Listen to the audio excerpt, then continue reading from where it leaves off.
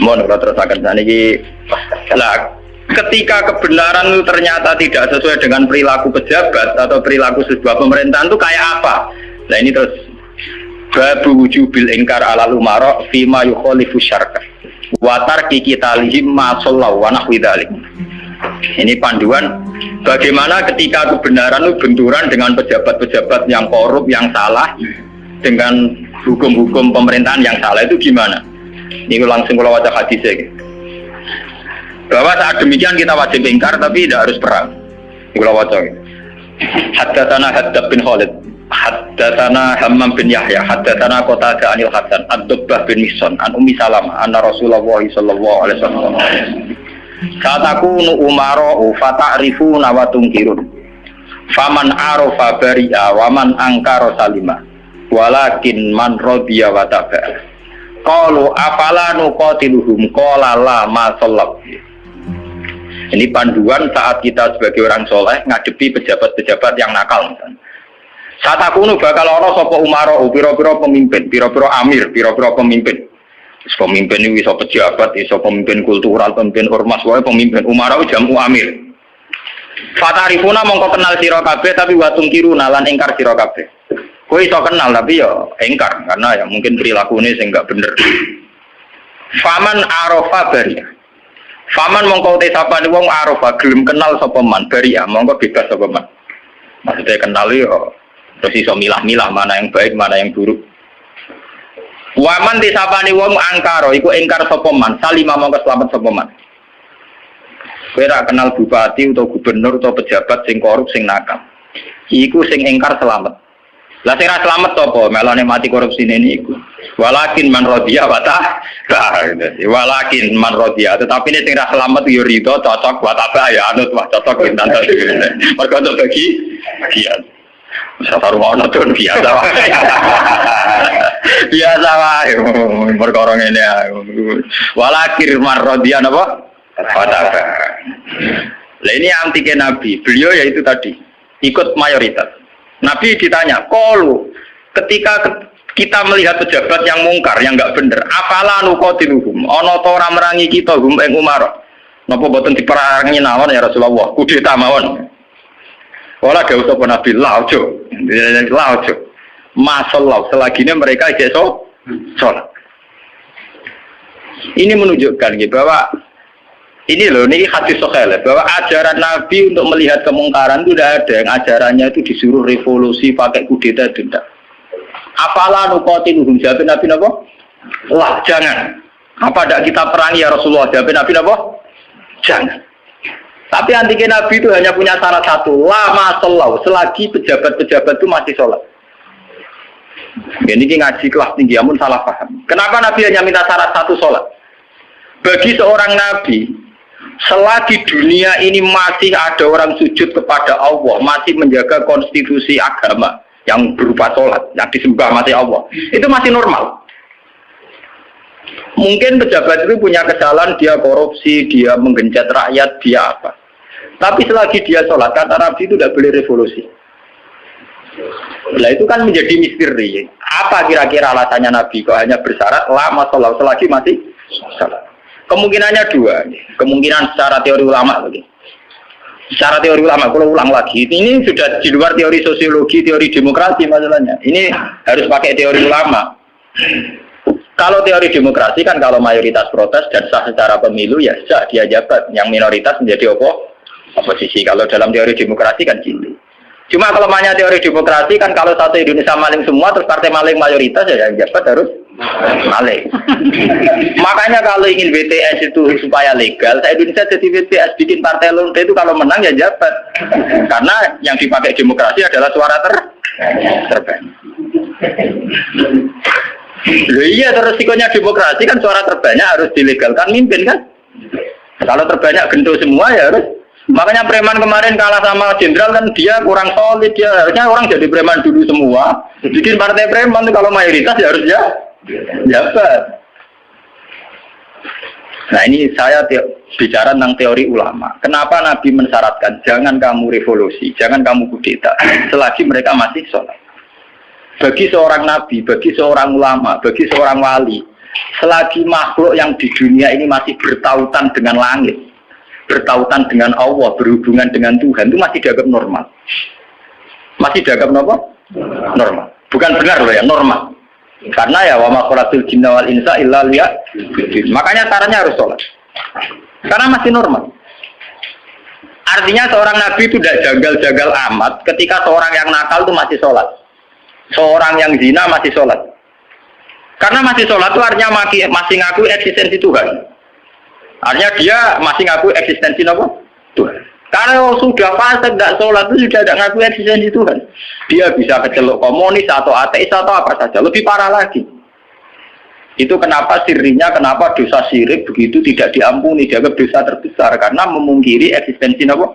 Tuhan. Selagi orang masih sholat itu ngaku eksistensi Tuhan. Ya teman saya ingin pikir. Nah, tapi korupsi kan menyengsarakan rakyat. Korupsi itu menyengsarakan rakyat dalam konteks rakyat yang nggak punya ketahanan. Karena misalnya APBD dikorupsi bupati sehingga tidak ada pembangunan Bantul atau Sleman atau negara mana saja. Paling banter sarana umum yang terbengkalai. Tapi masyarakat yang punya ketahanan hidup secara baik, dia punya pertanian yang baik, punya perdagangan yang baik.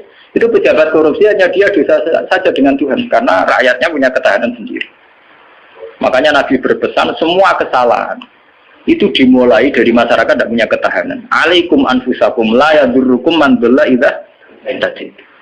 Kalau kita sudah miskin, pejabatnya korup, kita tambah miskin karena kita kayanya menggantung kebijakan negara, misalnya lewat BLT, lewat sarana umum, lewat pekerjaan massal. Tapi kalau kita sudah kaya, pejabat korupsi itu hanya salahnya dia dengan negara, tidak punya akibat ke kita karena kita sudah kuat. Jadi ya, pejabat korupsi itu salah, sampai dengan salah. Tapi jangan katakan bahwa korupsi sumber segala bencana, enggak. Sumber segala bencana adalah saat individu cara hidup tidak sehat, cara berekonomi tidak sehat. Ingat itu, dalam aturan Islam kullukum ra'in, bahwa kalian pemimpin pada diri sendiri. Saat diri sendiri kita tidak kuat, dengan kesalahan orang lain kita rentan. Bahkan saat tanpa dimiskinkan, kita sudah miskin. Kata siapa kalau pemiskinan negara ini karena salahnya Orde Baru? Madun rawat ana sing miskin, miskin dhewe. Rugen rawat ana sing miskin, miskin.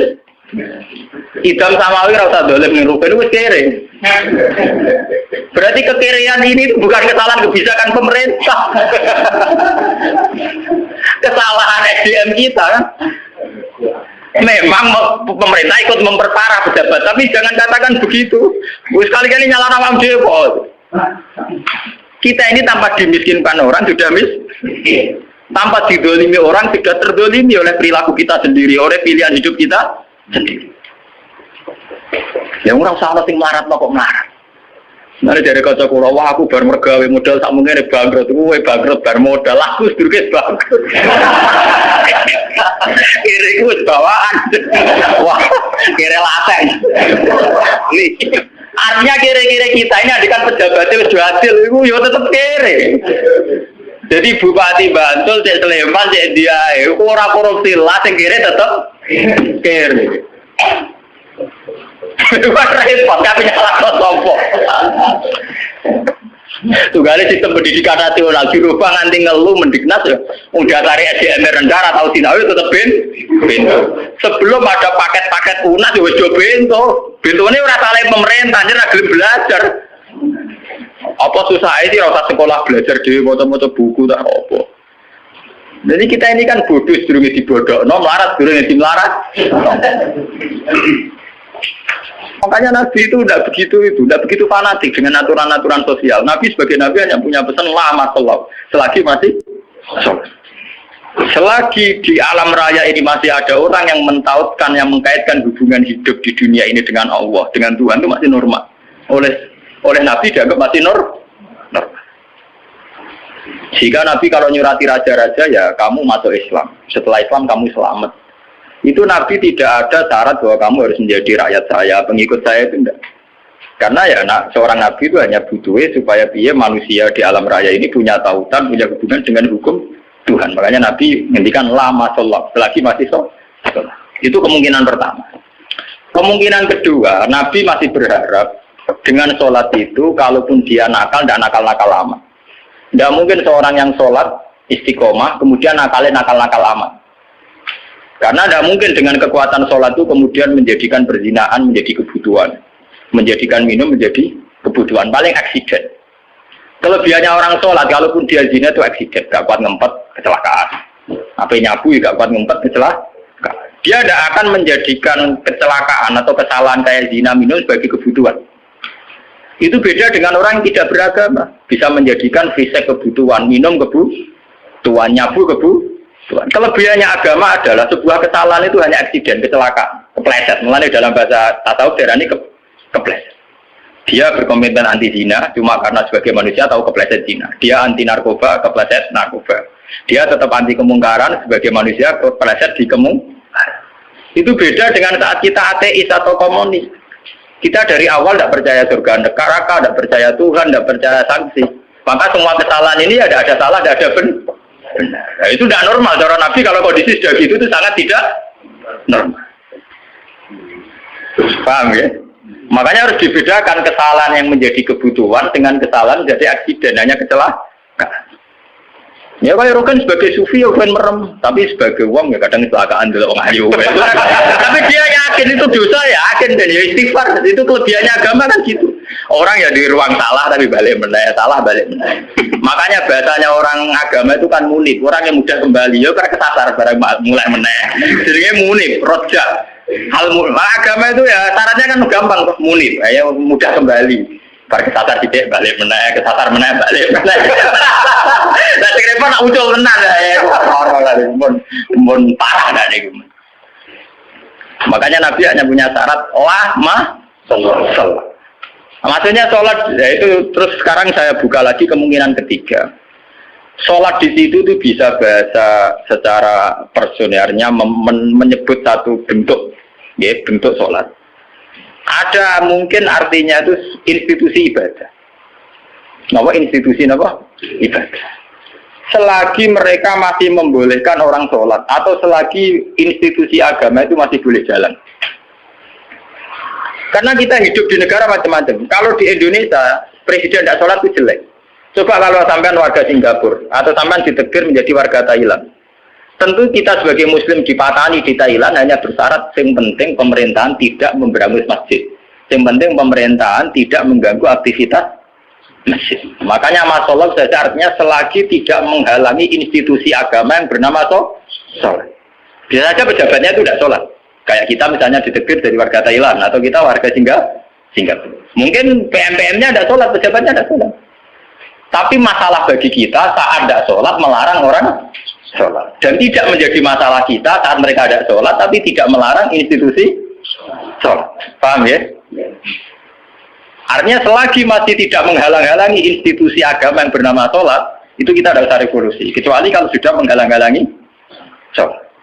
Makanya di Quran diterangkan masalah perang itu harus kita lakukan ketika ada lagu dimat suami wa biya'u wa sholawatu wa masajidu yudkaru fiha smuwahi katsiran. Itu hebatnya Quran. Jadi dari awal Quran itu ingin sekali gak ada perang, kecuali kalau simbol-simbol agama dihalang-halangi, dihanguskan. Makanya di Quran nonton ayat walau la dafu hinna tabadhum bibadil lahu dimat suami'u wa biya'u wa sholawatu wa mata jidal yuzkaru fi hasmuwahi katsiran wa la yansurunallahu mayyan. Oke, ada perang kalau simbol-simbol agama, institusi agama sudah dilanggar. Yaitu misalnya masjid tidak boleh berdiri, orang tidak boleh Nah kita sebagai ulama, sebagai seorang muslim, perhitungan kita sederhana. Selagi bangsa Indonesia atau pejabat Indonesia tidak menghalang-halangi institusi yang bernama sholat, ibadah, kita harus mengakui itu pemerintahan yang sah. Karena kita sebagai orang yang beragama, hitung-hitungan kita sholat saja. Orang untuk duit, orang pokoknya kalau itu hitung-hitungan. Ya aku nak umat ulama itu ya, umat ulama yang ini gitu. Nah umat gendone ya ngitung duit. Ya karena umat-umat. Mari dosanya kan mau eksiden, cuma kecelakaan. Orang laten, orang dosa apa? Kan orang komunis kan kita ada komunis orang. Makanya lama sholat itu bisa saja artinya yang penting institusi sholat itu tidak terganggu.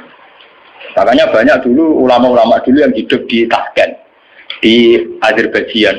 Dulu Imam Bukhari itu orang mana? Sampean kira orang Bukhari itu orang Mekah atau Madinah? Enggak, dia orang Azerbaijan. Sekarang ikut Tashkent. Makanya kalau kitab-kitab dulu namanya As-Samarqandi. Samarqandi itu Tashkent. Sekarang kalau tidak ikut Ukraina atau Azerbaijan, mulai kawasan sana di Bukhara. Itu dulu ya biasa saja mereka punya raja yang tidak Islam atau apa. Biasanya taruhannya raja itu baik, tidak menghalangi orang sholat. Makanya dulu Nabi ketika di Mekah ya biasa hijrah ke Habasah ke Ethiopia. Saat itu rajanya tidak Islam. Nabi mengira diberlakukan secara baik. Artinya saat Nabi beragama tidak dilarang. Ternyata di Ethiopia, di Habasah saat Nabi beragama dilarang. Artinya ukurannya itu tidak harus Islam. Tapi yang penting saat kita beragama tidak dihalang-halangi. Paham ya? Dalam tarikh kita kan begitu tuh. Makanya Nabi perhitungannya satu. Dalam kekecewaan kita terhadap pejabat, terhadap pemerintah, yang penting jangan ada kudeta, jangan ada revolusi yang berdarah-darah. Lama sholat, selagi masih ada sholat. Makanya kemungkinannya itu kalau dalam konteks Indonesia pejabatnya sholat, kalau dalam konteks non-Islam, yang penting pemerintahnya tidak menghalang-halangi orang sholat. Misalnya kayak di Amerika, di Eropa itu kan masih banyak yang baik, itu masjid tetap boleh berdiri, aktivitas Islam boleh, itu masih normal ya. Dalam pandangan Nabi begitu itu masih apa? Normal. Nah, lewat ngaji ini biar jenengan tahu betul bahwa sebetulnya kita sudah punya panduan politik, ya panduan politik, panduan sosial itu kita sudah punya dari Nabi.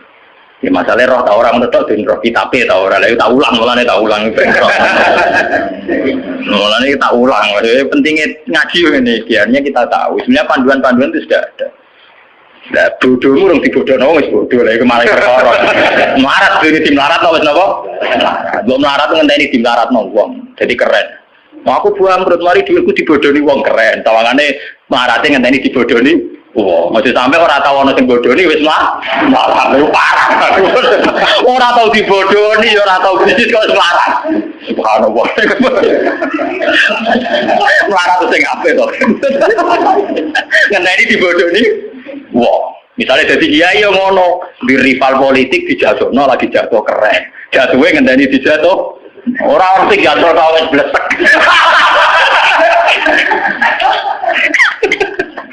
Mau jatuh ngenteni sing jatuh no apa kan lumayan, tawangannya orang sing dikabing hitam. Mau bisa jadi kiai gara-gara disaingi ku terus ambles. Orang sing nyai kok ambles. Waduh. Mana jatuh sing terhormat, melarat atau sing sopan tidak urip. Jadi walakin marrodia wata. Kalau pada mater sopo sahabat apalah nukotilu. Mono orang merangi kita ing Umar. Jabe Nabi kolala, gak usah revolusi, gak usah perang mah. Sallallahu alaihi wasallam. Salat ya. Al-Fatihah.